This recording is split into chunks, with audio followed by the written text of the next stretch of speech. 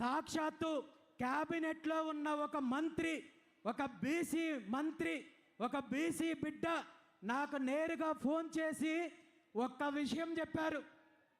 మా నాయకుడు, మా చిన్నబాబు, మా ముఖ్యమంత్రి గారి పుత్రరత్నము మీతో మాట్లాడాలనుకుంటున్నాడు. అది ఢిల్లీలోనో మరో ప్రాంతంలోనో ఒక్కసారి కలవాలనుకుంటున్నాడంటూ నాకు రాయబారం తీసుకొచ్చి వచ్చాడు. ఈ విషయాన్ని నేను మీకు ఎందుకు చెప్తున్నానంటే వ్యక్తిగతంగా జరిగే సంభాషణలను బహిరంగంగా వెల్లడించడము పద్ధతి కాదు అని నాకు తెలిసినప్పటికీ నా మీద ఇలాంటి కుట్రలు మళ్ళీ భవిష్యత్తులో ఏ నాయకుడు చెయ్యకూడదనే ఈ సందర్భంగా నేను బహిరంగంగా తెలియజేస్తున్నాను.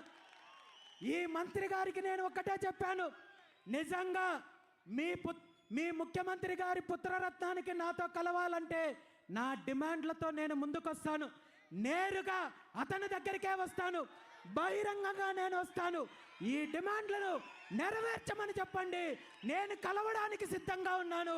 అంతే తప్ప మీలాంటి చీకటి రాజకీయాలు, ఇలాంటి చిల్లర రాజకీయాలు నాతో చెయ్యొద్దని చెప్పి ఈ సందర్భంగా తెలియజేశాను. ఆయన నన్ను మరో రకంగా బెదిరించే ప్రయత్నం కూడా చేశారు. మా నాయకుడు, మా ముఖ్యమంత్రి తన 40 ఏళ్ల రాజకీయ జీవితంలో ఇలాంటి ఉద్యమాలు, ఇలాంటి నాయకులను, ఇలాంటి డిమాండ్లను ఎన్నో చూసింటారు.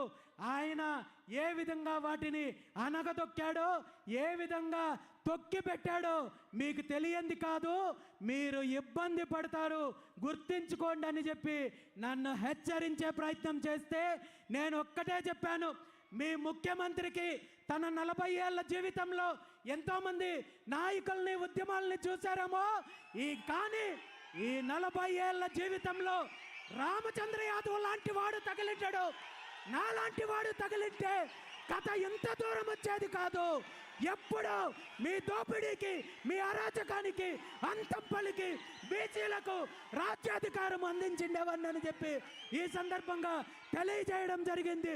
తొక్కడానికో మరొకటి చేయడానికో ఈరోజు నేను కాళ్ళకు చెప్పులు వేసుకునే అలవాట్లేదు కాబట్టి నేను చెప్పులు పంపించలేను, లేదంటే నేను మీకు చెప్పులు పంపించుంటాను, వాటిని తొక్కుకోమని చెప్పి చేయమని ఈరోజు ఒక్కటే చెప్తున్నాను, కేవలము ఈ 5 డిమాండ్లతో ఏదో ఒక బహిరంగ సభ పెట్టడము, రేపొద్దున్నే మళ్ళీ మన కార్యక్రమాలు మనం చేసుకుంటాము, మళ్ళీ డైవర్షన్ చేస్తాము, మళ్ళీ మా రాజకీయాలు మేము చేస్తామని మీరు అనుకున్నట్టయితే అది మీ పొరపాటు. ఈరోజు ఈ ఉద్యమానికి కేవలం ఇది ఆరంభం మాత్రమే.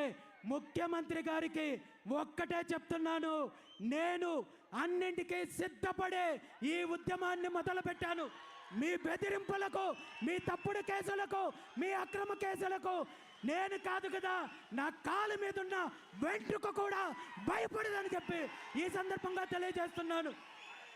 ఈ సందర్భంగా నేను ఒక్కటే చెప్తున్నాను, ఆనాడు శ్రీకృష్ణ భగవానుడు న్యాయంగా ఉన్న, న్యాయం వైపు నిలిచిన పాండవుల కోసము రాయబారం వెళ్తూ కురుక్షేత్రానికి ముందు కౌరవుల వద్దకు రాయబారం వెళ్ళి న్యాయంగా సగం రాజ్యం ఇవ్వమన్నాడు. అలా కుదరకపోతే కనీసము 5 ఊర్లు ఇవ్వమన్నాడు. ఆ 5 ఊర్లు ఇవ్వలేదు కాబట్టి కురుక్షేత్రం జరిగింది, రాక్షస సంహారం జరిగింది. ఈరోజు నేను ఒక్కటే చెప్తున్నాను, ఈ రాష్ట్రానికి సంబంధించిన 5 న్యాయమైన డిమాండ్లను నెరవేర్చినట్టయితే ముఖ్యమంత్రి చంద్రబాబు నాయుడు గారు బీసీ ఉద్యమం యొక్క తీవ్రతను రుచి చూడాల్సి వస్తుంది. దీనికి మీరు బాధ్యత వహించాల్సి వస్తుంది. నేను ఈరోజు వ్యక్తిగత జీవితాన్ని, వ్యాపార జీవితాన్ని, కుటుంబ జీవితాన్ని అన్నింటినీ తెగించి ఈ రాష్ట్రంలో ఒక మార్పు కోసం, అధికారం కోసం, మీ దోపిడీ యొక్క అంతం కోసం పోరాటం చేస్తున్నాను. ఈరోజు బీసీల యొక్క ఉద్యమంలో ఈ 5 డిమాండ్లు సాధించడానికి మళ్ళీ సంవత్సరాల, దశాబ్దాలు కాలం గడవాల్సిన అవసరం లేదు. ఇప్పటికే ఎన్నో తరాలు ఈరోజు కాలం గడిచిపోయింది, ఎన్నో కుట్రలకు బలయ్యాము, దోపిడీకి బలయ్యాము. మన తాతలు ఈరోజు వంచనకు గురయ్యారు, తండ్రులు వంచనకు గురయ్యారు. మనము ఈరోజు అదే పరిస్థితుల్లో ఉన్నాం.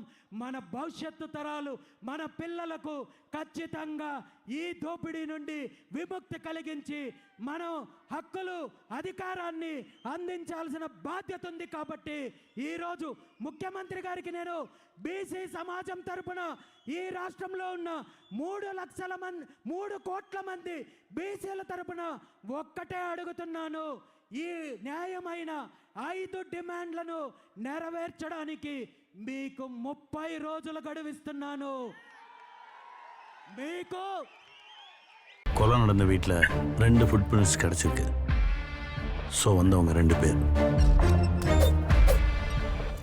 உசுர கொஞ்சம் கூட மதிக்காம இப்படி மிருக மாதிரி கொண்டு இருக்கா. மிருகங்கள் எவ்வளவோ மேல் மேடம், அது கூட பசிக்கு தான் அடிக்கும். ஆனால் இவங்க அதை விட கொடூரமானவனுங்க.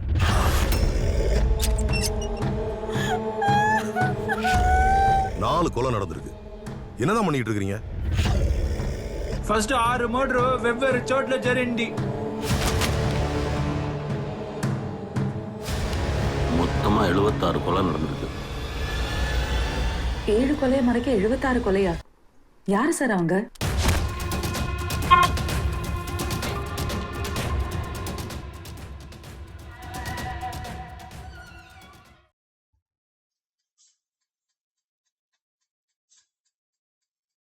एक टमाटो से सांबर बनाने के लिए आलू चाहिए, ड्रम स्टिक चाहिए, कैरेट चाहिए, सांबर पाउडर चाहिए। घर का किचन हमेशा stock. Fresh vegetables to masalas, everything delivered in 10 minutes on Instamart.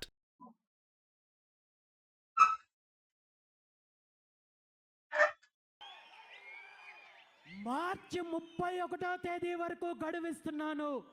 ఈ గడువులోగా ఈ 5 డిమాండ్లను నెరవేర్చాల్సిన బాధ్యత మీకుంది. అలా కాదని మేనమేషాలు లెక్కించి తప్పుడు ప్రచారాలతో, కుట్ర రాజకీయాలతో బీసీలను వంచాలనే ప్రయత్నం చేస్తే నేను ఆమరణ నిరాహార దీక్షకు సిద్ధంగా ఉన్నానని చెప్పి తెలియజేస్తున్నాను. దానికి ముహూర్తం కూడా ఇక్కడే చెప్తున్నాను. బాబాసాహెబ్ అంబేద్కర్ గారు సాక్షిగా ఈరోజు మీ అందరి ముందు తెలియజేస్తున్నాను. మహాత్మా జ్యోతిరావు పూలే గారి జయంతి ఏప్రిల్ 11వ తేదీన విజయవాడ నడిబొడ్డులో రాజధాని ప్రాంతంలో ఆమరణ నిరాహార దీక్షకు నేను సిద్ధంగా ఉన్నానని చెప్పి ఈ సందర్భంగా తెలియజేస్తూ ఈరోజు బీసీల యొక్క న్యాయమైన డిమాండ్లను నెరవేరుస్తారా లేదా బీసీ ఉద్యమానికి మీరు ముందుకొస్తారో తేల్చుకోవాల్సింది ముఖ్యమంత్రి చంద్రబాబు నాయుడు గారని ఈ సందర్భంగా తెలియజేస్తూ ఇప్పటికైనా